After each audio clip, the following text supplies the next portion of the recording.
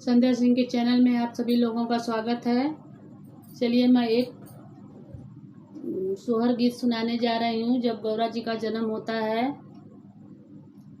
वही सोहर मैं सुनाने जा रही हूँ। अगर आप लोग को अच्छा लगे तो हमारे वीडियो को लाइक करें, शेयर करें और कमेंट में बताइएगा कि आप लोग को कैसा लगा। न्यू है तो हमारे चैनल को सब्सक्राइब कीजिएगा, बेल आइकन प्रेस कीजिएगा जिससे हमारा नोटिफिकेशन आप लोगों तक पहुँच सके और ज़्यादा से ज़्यादा हमारे वीडियो को शेयर कीजिए। तो चलिए मैं सुनाती हूँ एक सोहर गीत।